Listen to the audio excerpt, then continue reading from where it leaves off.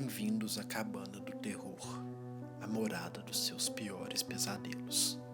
E hoje vamos mergulhar em uma história real, muito antiga e que envolve vingança, bruxaria e maldições. Trata-se da lenda da Maria Papuda, uma bruxa que, após ser desapropriada à força de seu casebre, amaldiçoou a todos que fossem morar naquele local.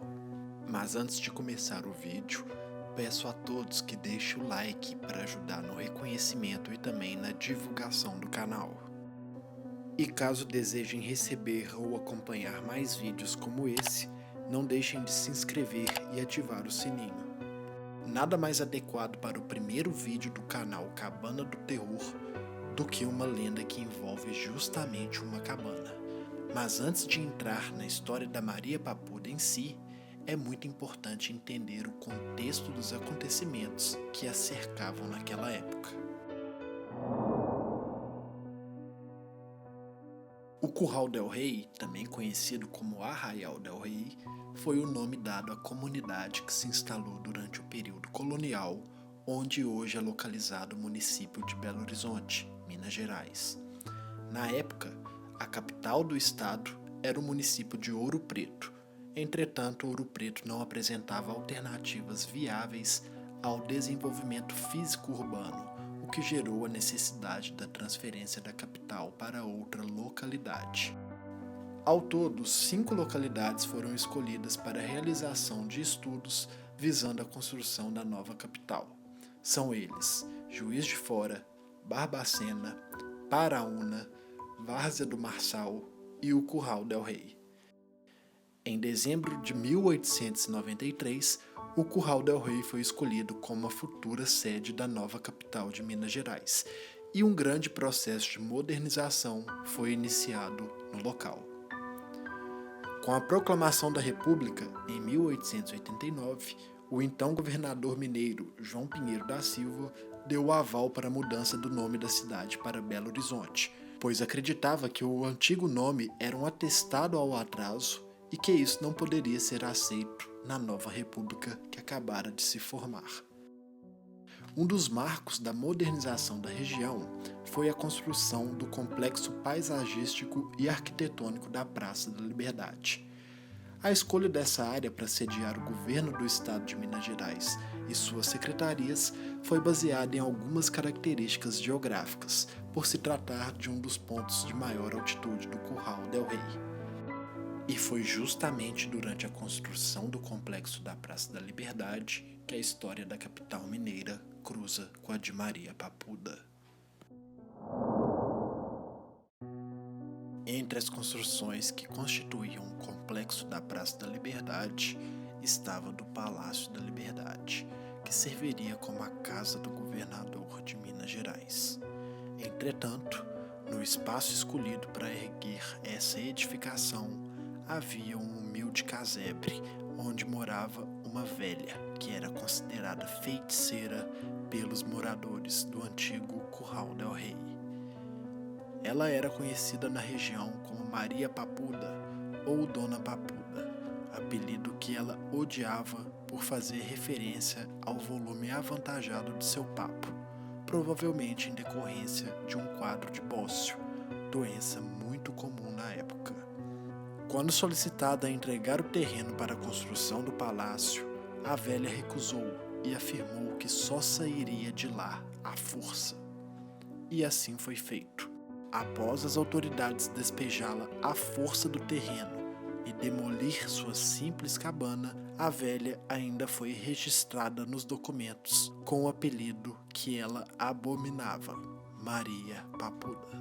Diante da humilhação, a bruxa se enfureceu e rogou uma praga, dizendo: quando ali fosse sede do governo, de 4 em 4 anos, um governador iria morrer, e que os governantes que entrassem em ano par sofreriam algum tipo de acidente ou morte repentina. Desde então, não se tem mais relatos sobre o paradeiro dessa velha. Mas enfim, a maldição lançada por Maria Papuda realmente assolou os governadores, ou foi tudo um blefe da velha? É exatamente isso que vamos conferir nesse momento. Por coincidência ou não, a morte já visitou alguns governadores no Palácio da Liberdade. A primeira vez foi em 1902, com a morte de Silviano Brandão, o segundo governador a morar no local. João Pinheiro, por sua vez, o quarto governante a residir no palácio, faleceu em 1908, durante seu mandato. Olegário Maciel também perdeu sua vida dentro do palácio em 1933, sendo encontrado na banheira já sem vida em decorrência de um infarto fulminante. Cabe ressaltar que todos esses governadores tiveram seus mandatos se iniciando em anos pares, assim como dito pela bruxa em sua maldição. Raul Soares também foi um governador que faleceu durante seu mandato em 1924. Embora a morte não tenha ocorrido propriamente dentro do palácio. Temendo ser atingido pela maldição, Juscelino Kubitschek, durante seu governo, ordenou a construção do Palácio das Mangabeiras para substituir o Palácio da Liberdade como casa oficial. Dessa forma, os governadores ficariam no Palácio da Liberdade apenas durante o horário de expediente e não precisariam passar a noite ali. Israel Pinheiro, na década de 60, chegou a sugerir que o velho palácio fosse demolido para prevenir que mais episódios macabros pudessem acontecer. Tancredo Neves também temia a praga rogada por Maria Papuda e, por causa disso, ele se recusava a permanecer no casarão depois das 18 horas. De acordo com ele, após esse horário era possível ouvir ruídos de portas se abrindo e fechando, barulhos de máquinas de escrever e passos pelos corredores, mesmo quando o palácio estava vazio. Em entrevista dada em 2002 ao jornal Extra, o então governador de Minas Gerais, Itamar Franco, relatou que sentia presenças estranhas dentro do local. Ele também chegou a presenciar portas e janelas se abrindo repentinamente, fato que foi presenciado também por um jornalista quando ele estava junto com Itamar. O ex-presidente e ex-governador Tancredo Neves, por exemplo, não ficava depois das 6 no palácio, nem por decreto. Outro ex-governador, Eduardo Azeredo, conhece o fantasma de fama. Seguranças do palácio, que realmente ficavam disputando entre si quem que ia ficar por último, para poder fechar o palácio. Ninguém gostava de fechar o palácio mesmo, não. Há 4 anos no palácio, Itamar Franco demonstra intimidade com o fantasma. Reação bem diferente de quem o vê pela primeira vez. Ele existe. Quem é o fantasma? Não sei. Teve um colega de vocês que estava comigo na sala, eu já expliquei isso. E ele estava sozinho comigo, as salas, as portas fechadas, janelas fechadas. E de repente uma porta se abriu. Ele é bem moreno, ele ficou branquinho. E eu falei, ó, tá vendo? Isso acontece de vez em quando. Maria Papuda parou de assombrar os governadores de Minas Gerais somente no ano de 2010. Com a inauguração da cidade administrativa, a sede do governo e todas suas secretarias foram transferidas para essas novas edificações. E a Praça da Liberdade perdeu sua importância como área central do governo do estado. Sem governadores residindo ou governando o estado de dentro do palácio, é pouco provável que a praga de Maria Papuda volte a se manifestar.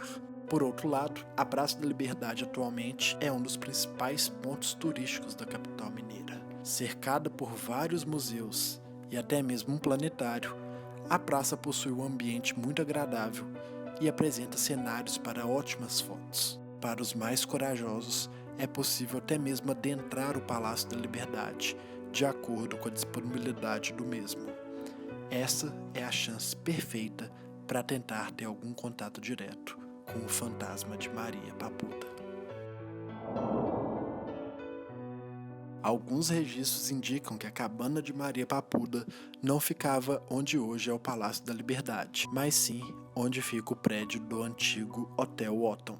Algumas pessoas que circulam por essa região durante as madrugadas afirmam ter ouvido lamentações pelas ruas. Diante disso, surge uma dúvida. Será que existiram duas Marias Papudas? Ou será que utilizaram da narrativa envolvendo o Palácio da Liberdade e os governadores apenas para agregar um lado fantasioso à sua lenda? Essa é uma pergunta que jamais teremos respostas. Ou melhor, que talvez somente a própria Maria Papuda possa responder.